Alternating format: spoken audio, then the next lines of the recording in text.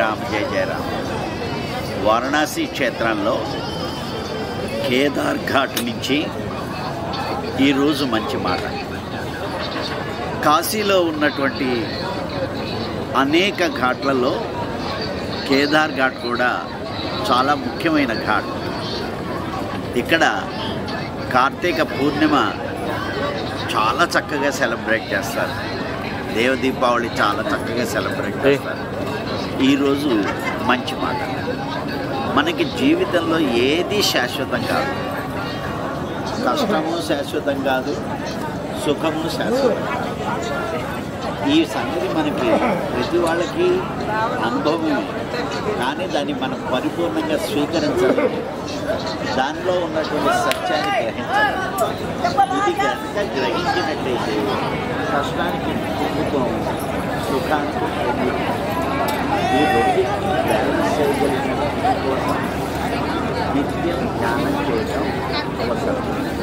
మీరు ఎంత బిజీగా ఉన్నా సరే రోజుకు కొంచెం సేపు, కనీసం ఒక అరగంట సేపు మీకోసం మీరు ధ్యానం చేయండి. చక్కగా కళ్ళు రెండు మూసుకు కూర్చొని నీలోకి నువ్వు చూస్తూ, నీ ఆలోచనల్ని నువ్వు గమనిస్తూ నెమ్మదిగా ధ్యానంలోకి జారుకోండి. ఇలా చేయటం వల్ల జీవిత సత్యాలు మనకు అర్థమయ్యి ఎంతో ఆనందమయమైనటువంటి జీవితాన్ని గడుపుతాం. శ్రీరామ జయ రామ జయ జయ రామ. ఇప్పుడు మనము కేదార్ ఘాట్ దగ్గర ఉన్నాము. ఈ కేదార్ ఘాట్ ప్రాశస్త్యత ఏంటి అన్నది నేను చెప్తాను.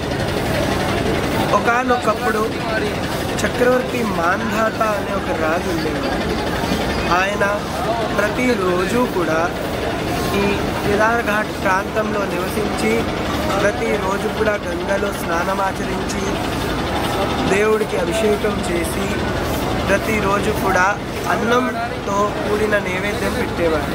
ఆ నైవేద్యం 4 భాగాలుగా ఆయన దేవుడికి అర్పించేవాడు.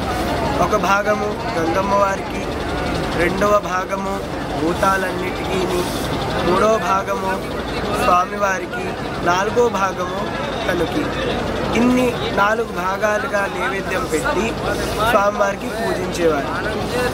ఇలా కొన్నాళ్ళు చేయడంతో ఆయన కూడా వయోవృద్ధులయ్యారు. ఆ అవడంతో ఇంకా ఆయనకి ఓపిక తగ్గింది. ఓపిక తగ్గేసరికి ఇంకా గంగమ్మలో స్నానం చేయడం ఎలా, స్వామివారిని అభిషేకం చేయడం ఎలా నైవేద్యం చేయాలి, ఎలా పూజించాలి అని పాపం చాలా బాధపడ్డారు.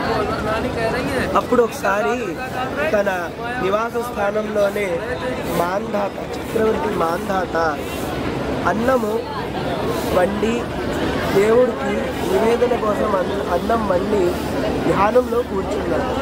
ఆ ధ్యానంలో కూర్చున్న మాంధాతను చూసి స్వామివారు కేదారేశ్వరుడు ప్రసన్నుడయ్యి ఆ అన్నం ఏదైతే వండారో ఆ అన్నం నుండే ఉద్భవం అయ్యింది.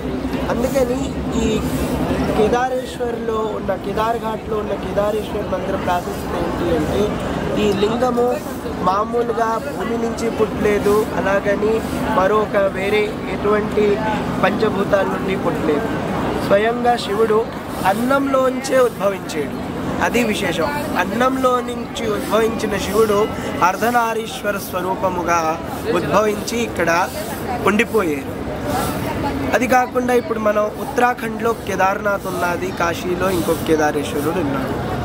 ఇప్పుడు శివతత్వం అన్నది ఎలా ఉంది అంటే, ఉత్తరాఖండ్లో ఉన్న కేదారేశ్వరుడు పృష్ఠభాగం, కాశీలో ఉన్న కేదారేశ్వరుడు శరీరం. దాని తర్వాత మనకి నేపాల్ వెళ్తే కాఠ్మండు దగ్గర పశుపతినాథ్ ఉన్నాడు, అది శివుడి ముఖము.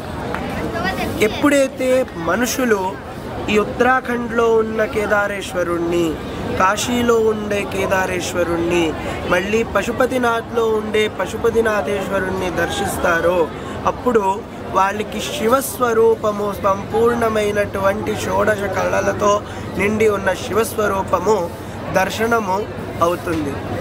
అందుకని ఈ కాశీలో ఉన్న కేదారేశ్వరుడికి ఇంకొక ప్రాశస్త్యత ఏంటి అంటే, మనకి ఏ దేవుడికైనా సరే, దేవతకైనా దేవుడికైనా సరే 16 కళలు ఉంటాయి.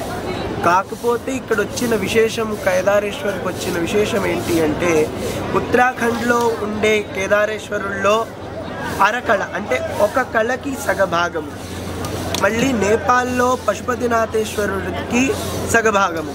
ఆ ఉత్తరాఖండ్లో ఉండే కేదారేశ్వరుడిది సగం కళ, పశుపతినాథ్లో ఉండే సగం కళ కలిపితే ఒక కళ. కాశీ దగ్గర వచ్చేసరికి కాశీలో ఉన్న కేదారేశ్వరుల్లో సంపూర్ణంగా 15 కళలు ఉన్నాయి.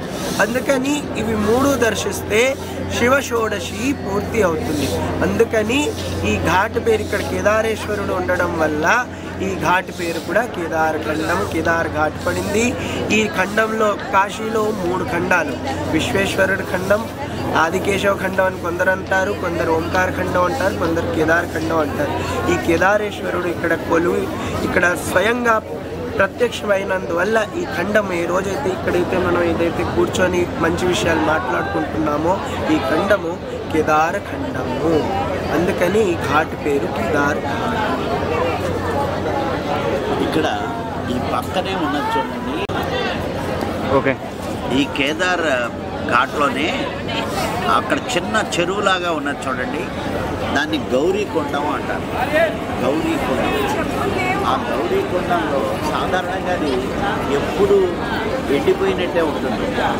వానాకాలంలో మాత్రమే అందులో నీళ్లు నిలుస్తూ ఉంటాయి. అలా నిలిచినటువంటి ఆ నీళ్లు చాలా ఔషధీ గుణాలు కలిగినటువంటి నీళ్ళగా, అనేక రోగాల్ని తొలగించేటువంటి నీరుగా చెప్తూ ఉంటారు. ఇలా గౌరీకొండం కూడా ఉన్నటువంటి ఈ కేదార్ ఘాట్ని దర్శించడం చాలా పుణ్యప్రదమైనటువంటిది. ఈ పక్కనే ఉంటుంది హరిశ్చంద్ర ఘాట్. దాని గురించి కూడా కొంత తర్వాత తెలుసుకుందాం.